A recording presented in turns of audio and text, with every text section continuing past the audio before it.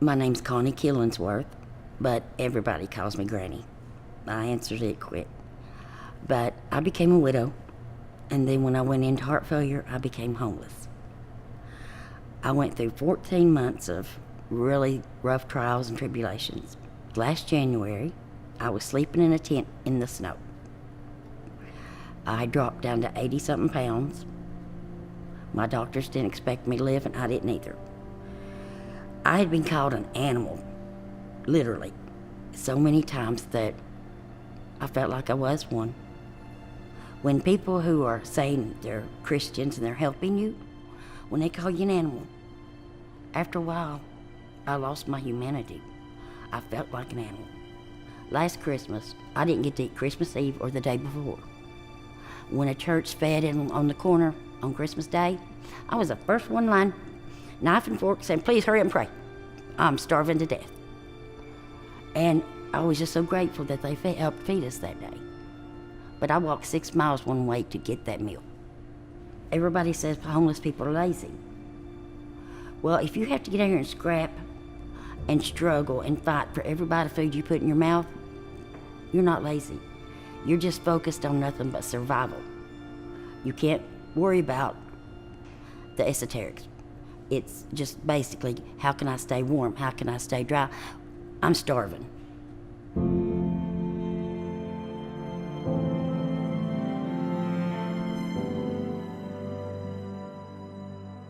The first care cuts that we did, the first customer that we had that came in, her name was Jackie, and did the first color, and it was such a transformation, and being able to see the look in her eyes and to see what a difference that it made just to her spirit. And she even said that, you know, her story was, found out after the fact, that her intentions that day, she intended to commit suicide that night. And she came to Care Cuts so she would look good when she took her life. And in that brief time that I got to spend with her, I saw that it mattered.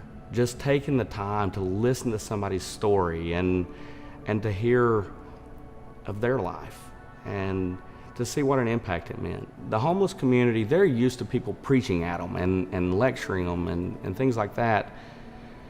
It's consistently being there, having a conversation with people that they begin to trust you. You know, you got to consider the position that they're in. They don't trust people.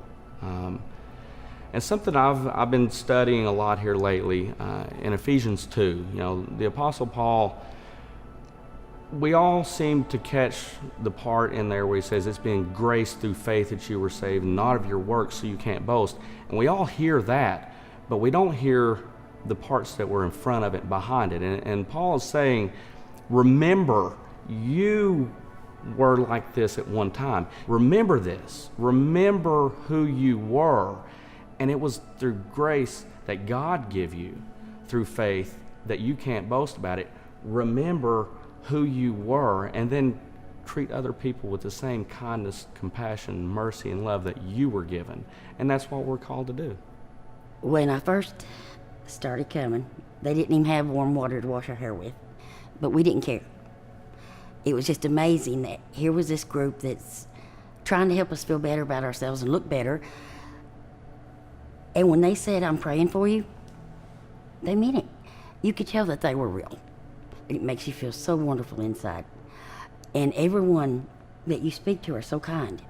As you go down through there, the volunteers are happy and joyous to be there. And it shows in their actions, the way they talk to you, the way they interact. And now that I've moved from getting the help to helping organize to give it, it's still fun. It's fun on both sides of the table. And the volunteers get and give, and the homeless get and give. They know that the Care Cuts group really cares, and it's making a difference to them. And it just made me feel so good to get the help. It made me feel like maybe I wasn't an animal. I've got my own home. I've got furniture.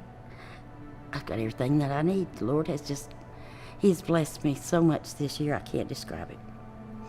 But I made a promise the day I moved into my apartment, just between me and the Lord, that if there was ever anything I could do to help Care Cuts, help those people still out there, I would, because I don't like speaking in public. But there's still so many people out there on that sidewalk that I know and I truly care about. I've lost 8 people I love since January, and they've died because they were homeless. But through Care Cuts and helping them, there's 14 or 15 in housing now.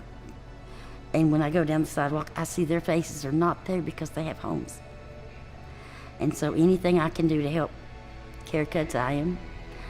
And it thrills me to death, and I'm honored to be able to Care Cuts volunteer now.